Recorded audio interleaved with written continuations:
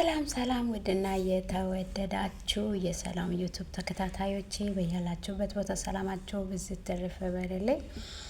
ዛሬ እንግዲህ የሮዛን ድራማ ቀጣዩን ክፍል ይዤላችሁ መጥቻለሁ ማለት ነው። ሮዛ ድራማ በጣም አሪፍ አስተማሪ ድራማ ነው። ግን ማኪ እንግዲህ ሰላም የናታን ፍቅረኛ መሆኗን አውቃለች ማለት ነው። በዛ ምክንያት እንግዲህ እሷን አግዳ ሰዎች እንዲያግዱ ደውላ ነበረ። ማኪ እርጉዝ እንደሆነች ሰላም አታውቅም ነበረ፣ አሟታል ተብሎ ነው። እና ሮዝና ናታን በጣም ስለፈሩ ይህን ነገር ካወቀች ሰላምና ናታን አይጋቡም፣ ሰላም አትስማማም በማለት ሮዝ ለናታን ምንም ነገር ከሰላም ጋር እንዳትቀየርባት እንደ ድሮው ሁና እየኖርክ ግን ነገሩን እስከምናስተካክለው ድረስ እንደዛው ቀይ ብላ ነበረና ናታን ግን በጣም ተሰምቶት ነበረ። እንዴት ይሄ ነገር ሊሆንስ ይችላል? እንዴትስ ሆነ? በማለት ማኪ እንግዲህ ናታንን ለማግኘት ብላ የማታደርገው ነገር የለም። ናታንን ለማግኘት ብዙ መንገድ ተጎዛለች ማለት ነው ማኪ። አሁን ደግሞ በሌላ ነገር አላሸነፍኩም ብላ ለሰርጉ ሰፕራይዝ አደርጋለሁ ብላ እንግዲህ እርጉዝ ነኝ በማለት ዶክተሯን አስገድዳ እርጉዝ ናት ብለሽ ተናገሪ፣ 1 ወር ከ47 ቀን እርጉዝ ነሽ እንድትባል አድርጋለች ማለት ነው። እንግዲህ ሮዝና ናታን ደግሞ በጣም ተጨንቆ ይገኛሉ። እንደዛም ሆነ እያለ ሰላም በቃ ደብዳቤ ጽፋ አስቀምጠው ከቤት ይወጣለች ማለት ነው። በዛ ምክንያት እነሱ ተጨንቀው እሷን ለመፈለግ ከቤት ስለወጣች ሮዛም ናታንም በጣም ተጨንቆ ነበሩና ስለተጨነቁ ማኪ ጠርጥራ አሁን ሰላም ማለት የናታን ፍቅረኛ እቺ ሰላም ናት አይደለ ብላ እንግዲህ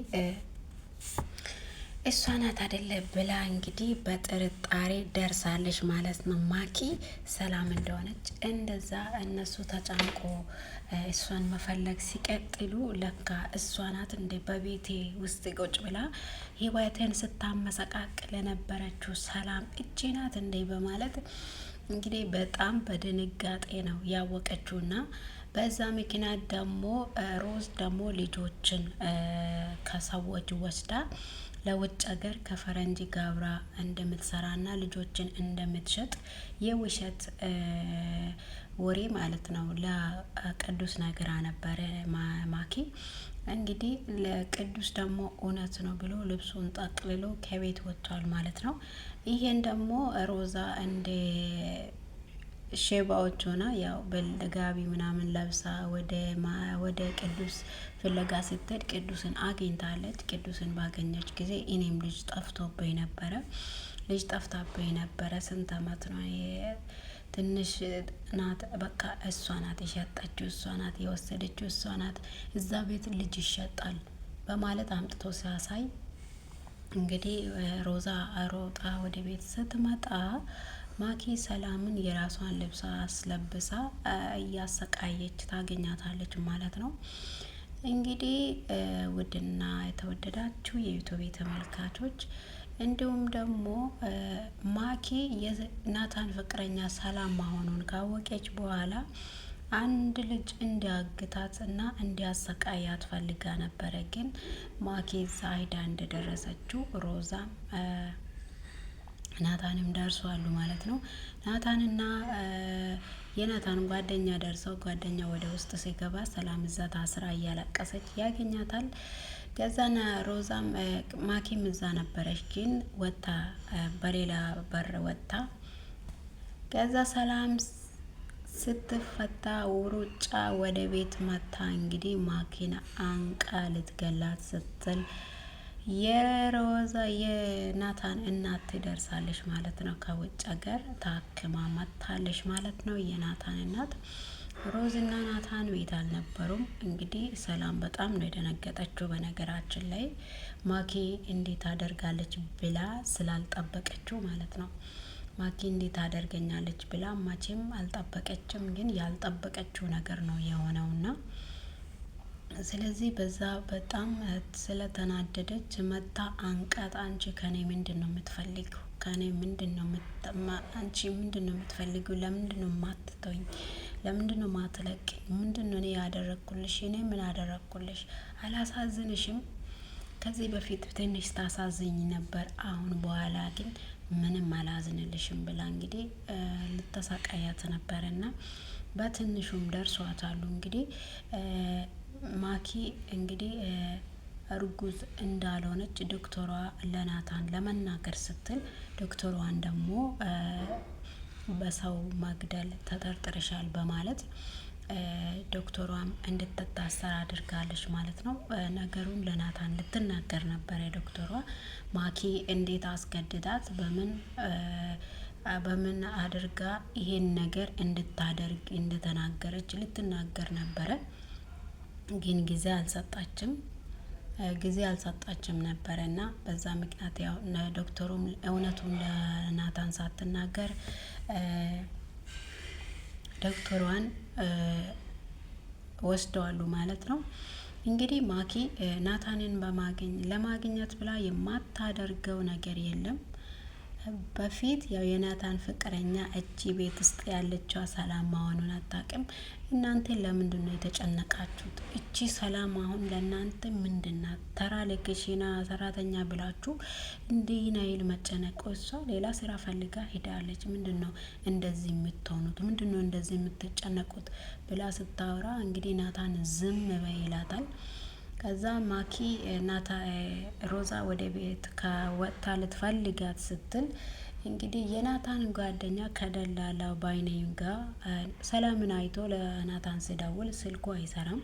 ቀጥታ ወደ ቤት መጥቶ ነበርና ወደ ቤት መጥቶ እኔ ሰላምን ያየኋት መሰለኝ ውጪ ዛሬ ብሎ ይነግራቸው። የት ነው ያየሃት ብሎ በድንጋጤ እንግዲህ ምን ነው ተጣልታችሁ ነበር እንዴ ስትል፣ አይ ሮዝ ደግሞ በእናትህ ተነስና የት እንዳለች አሳየን። አዎ አልተጣላንም፣ ግን ከቅድሙ እሷን ፈልገን ነው ወደ ቤት አጥተናት የመጣ ነው፣ ባክህን ውሰደን እሷ ጋር ብላ ሮዝ ትለምናለች። እንግዲህ ወደ አሁኑ ሄደዋሉ ማለት ነው። እሷን ለማግኘት ነው። ወደ አሁኑ ሲሄዱ የቆመችበት ቦታ ይወስዳቸዋል። እዛ መጀመሪያ እኔ ይገባሉ፣ እናንተ ግን አትታዩ ብሎ የናታን ጓደኛ ቀድሞ ይገባል። ሲገባ ሳያየው ያ ሰላምን ያገደው ልጅ የናታንን ጓደኛ ይመተዋል። በዛ የናታን ጓደኛ ውስጥ ሲቆይ ደግሞ ናታን ቀጥሎ ሲገባ ሮዝም ቀጥላ ስትገባ ሰላም ታስራ ያገኛሉ ማለት ነው። በዛ ናታን በጣም ተናዶ ያሰራትን ልጅ እያባረረ ሳይደርስ ያመልጣል ማለት ነው። እንግዲህ አንድ ነገር የኛ የራሳችን ያልሆነውን ነገር ላይ ከመሟገት ራሳችንን ማቋጠብ ይሻለናል ብዬ ነው የማስበው። አንዳንድ ጊዜ የራሳችንን ያልሆነውን ነገር ለመቀበል ብዙ ጊዜ እንሞክራለን ማለት ነው። የራሳችን ያልሆነው ነገር መቼም የኛ ሊሆን አይችልም። እንግዲህ የሮዝ ድራማ ቀጣዩ ክፍል ይህንን ይመስላል። ሰብስክራይብ፣ ላይክ እያረጋችሁ አበረታቶኝ ስለምታበረታቶኝ ደግሞ ከልብ አመሰግናችኋለሁ። በያላችሁበት ቦታ ሰላማችሁ ብዝት ትርፍ ይበልልኝ። ከኔ ጋር ሁሉ ሰላም፣ ሁሉ መልካም ነው።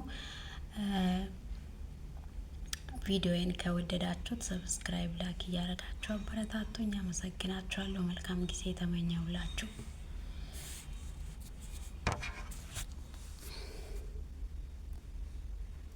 በዛ ምክንያት እንዴት ዛሬ ይቅርታ ትጠይቀኛለች በማለት ሰላም እንግዲህ ይቅርታ ስትላት በጣም ነው ግራ የተጋባችሁ። እንዴት ከትዬ አፍ ይሄ ነገር ይወጣል ወይ በማለት እንግዲህ ይቅርታ ትጠይቃለች። ማኪ ደግሞ እንዴት ቤት ተመልሰሽ መጣሽ? አንቺ ጉድጓድ ቆፍሬ ቢያስገባሽም ተወጪያለሽ እንደ ስትል ያው ስልኬንና ብሬን ሌባዎቹ ስለሰረቁብኝ ማሄጃ ጥቼ ነው ተመልሼ የመጣው ስትላትም እንግዲህ እኔ ምን አገባኝ ታዲያ በመጣሽ እግርሽ ከዚህ ቤት ቀጥ ብለሽ ውጪ ትላታለች። በዛውም እትዬ ደግሞ አይታት ትጠራታለች ወደ ውስጥ። እንግዲህ አሁን አሰሪዋ ከሷ ጋር እንደታረቀች አላወቀችም። በዛ ምክንያት እንግዲህ ሰላም ወደ ቤት መመለሷ ለእሷ በጣም ከባድ ነገር ሆኗል ለማኪ። እንግዲህ ማኪን ናታን ደግሞ ማኪን እንደማይወዳት እህቱ ሮዝ ጠንቅቃ ታውቃለች። እና እናቷ ደግሞ እሷን የሚወድ ነው የመሰለችው።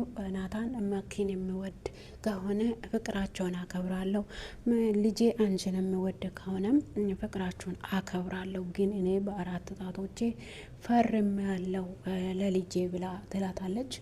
እሺ በቃ ችግር የለውም ብላ ትቀበላለች ማለት ነው።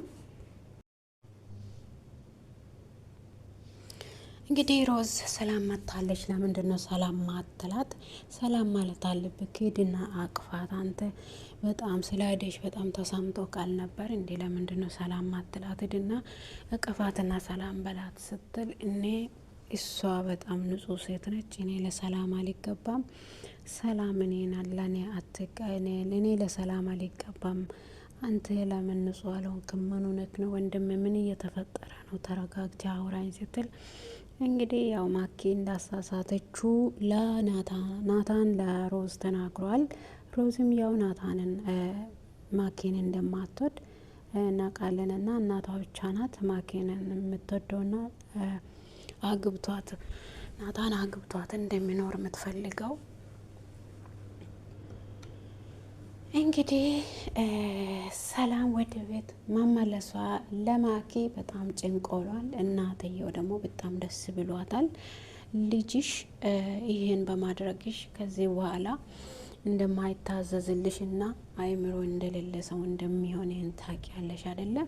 ስለዚህ ልጅሽን ወደ ቤት ብትመልሺና ሰላምን ወደ ቤት ብትመልሺ ይሻለሻል ብላ ትላታለች ሮዝ። እናትየዋም ደግሞ በህልም ታያለች። እናትሽ እኔን እንዳሰቃየችሽ አንቺም ትሰቃያለሽ በማለት በህልም ሮዛን እያሰቃዩት ታያለች። በዛ ምክንያት ያው በጣም ተሰምቷት ነበር እና እኔ የሰራሁት ነገር ትክክል አይደለም፣ ሰላም ወደ ቤት መመለስ አለባት በማለት በጣም በድንጋጤ እንትን ብላ ነበረና ያው ሰላም ማሄጃን አውጥታ ለሮዝ ትደውላለች። ሮዝ ደግሞ እስካለችበት ድረስ ሂዳ ወደ ቤት ታመጣለች። ማኬ ደግሞ እንደገና ከቤት ለማስወጣት እየሞከረች ነው። ሰላም ደግሞ አልወጣም፣ በመጣሽ እግርሽ ከዚህ ቤት ውጭ ትላታለች። አይ አልወጣም ትላታለች። እና እንግዲህ ሰው ከስህተቱ አውቆ መመለስ በጣም አሪፍ ነገር ነው። ከእናቶች ደግሞ እኛ የምንማረው ክፉነትን ሳይሆን መልካምነትን ነው። ፍቅር ደግሞ ጊዜን ሰውን ወስኖ አይመጣም አይደል እንዴ? እና ሮዝ ድራማ በጣም አስተማሪና በጣም ይጠቅመናል ብዬ አስባለሁ። ለምንመለከተው ሁላችንም በህይወታችን ውስጥ የደረሰብን ነገርም ሊሆን ይችላል። እንግዲህ ማኪ በጣም ኃይለኛና በጣም ክፉ አሳቢ ናት። ሁሉም ነገር ለሷ እንዲሆን፣ ሁሉም ነገር ለኔ ብቻ ቢሆን ናታን የኔ እንጂ የማንም አይደለም። በግድ እሱን አግብታ ለመኖር ነው የምትፈልገው ሮዝ ማኪ። እሱ ግን አይወዳትም። እሱ እንደማይወዳት ደግሞ 10 ተናግሯል። እሷ ደግሞ ግን እንዴት አይወደኝም በማለት ነው የምትከታተለውና ውድ የተወደዳችሁ የዩቱብ ተከታታዮች በያላችሁበት ቦታ ሰላማችሁ ብዝት ትርፍ ይበልልኝ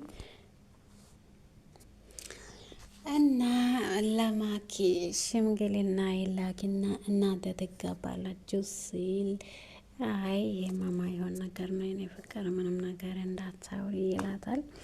እሷም ደግሞ ሰላም ደግሞ በጣም በደስታ ትገኛለች።